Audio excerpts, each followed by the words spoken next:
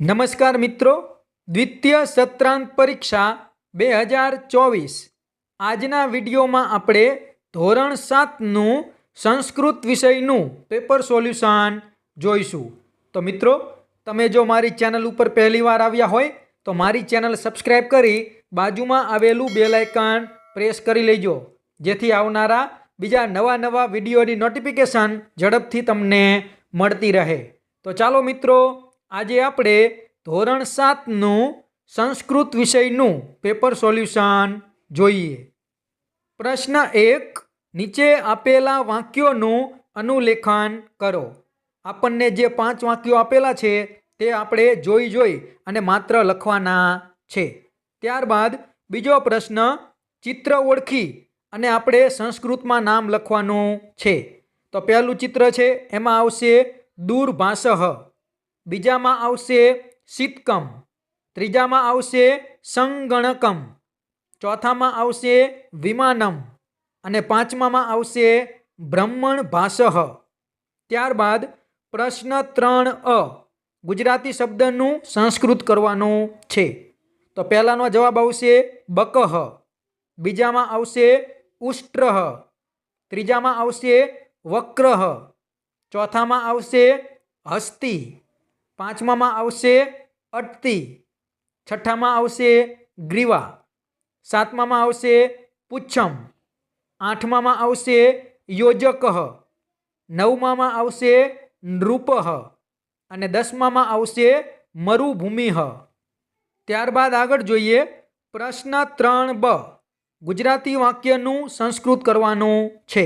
તો પહેલા વાક્યનો જવાબ આવશે ભોજનમ સિદ્ધમ એવમ અસ્તિ, બીજાનો જવાબ આવશે સર્વ કુશલમ વા, ત્રીજાનો જવાબ આવશે કૃપયા પરિવેશયતુ, ચોથાનો જવાબ આવશે ભોજનમ રુચિકરમ અસ્તિ અને પાંચમાનો જવાબ આવશે ઇદાનીમ ઓદનમ દદાતુ.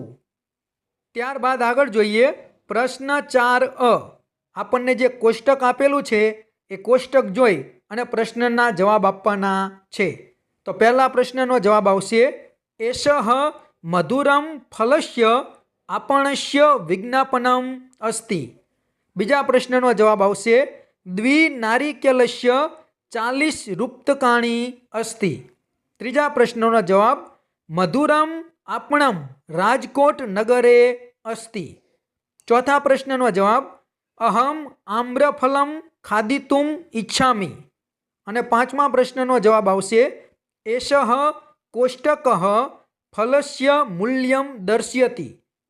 ત્યારબાદ પ્રશ્ન 4બ, આપણને જે ચિત્ર આપેલું છે એ ચિત્ર જોઈ અને સંસ્કૃતમાં આપણે વાક્ય લખવાના છે. તો વિદ્યાર્થીને ચિત્રમાં જે દેખાશે તેના આધારે 5 વાક્યો લખશે. આ પહેલું ચિત્ર છે, ત્યારબાદ બીજું પણ ચિત્ર છે. કોઈ પણ એક ચિત્ર જોઈ અને વિદ્યાર્થી 5 વાક્યો બનાવશે.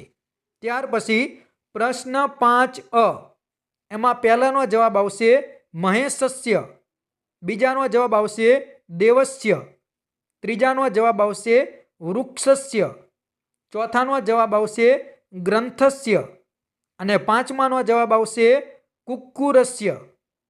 ત્યારબાદ પ્રશ્ન 5બ એમાં પહેલાનો જવાબ આવશે શુકાહ, બીજાનો જવાબ આવશે બાલકાહ, ત્રીજાનો જવાબ આવશે મયુરાહ, ચોથાનો જવાબ આવશે પુત્રાહ અને પાંચમાનો જવાબ આવશે ગજાહ.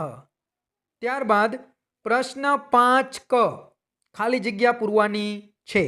તો પહેલી ખાલી જગ્યાનો જવાબ આવશે ધારાયાહ, બીજામાં આવશે ક્ષિપ્રાયાહ, ત્રીજામાં આવશે ગંગાયાહ અને ચોથામાં આવશે આજ્યાહ. આ રીતે ખાલી જગ્યા પૂરવાની છે. ત્યારબાદ પ્રશ્ન 5ડ એમાં ઉદાહરણ મુજબ વાક્ય પરિવર્તન કરવાનું છે.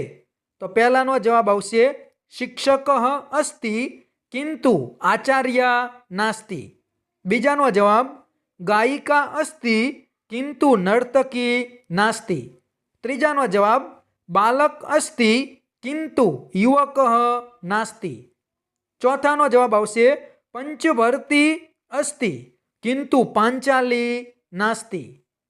ત્યારબાદ પ્રશ્ન 6 આપણે સુભાષિત પૂર્ણ કરવાના છે. 1 થી 3 સુધીના શ્લોક આપેલા છે, તો એ શ્લોક જુઓ મેં અહીં પૂર્ણ કરી અને લખેલા છે, તમે જોઈ શકો છો. ત્યાર પછી પ્રશ્ન 7 એમાં આપણે કાવ્યના આધારે પ્રશ્નના જવાબ આપવાના છે. તો પહેલા પ્રશ્નનો જવાબ આવશે ઉત્તર દિશાયા અંબા રક્ષતી. બીજાનો જવાબ આવશે દક્ષિણ ધામઃ કુંતેશ્વરસ્ય અસ્તિ. ત્રીજાનો જવાબ આવશે પશ્ચિમ દિશાયામ કૃષ્ણમ અસ્તિ. ત્યાર પછી પ્રશ્ન 7b સંસ્કૃતમાં જવાબ લખો.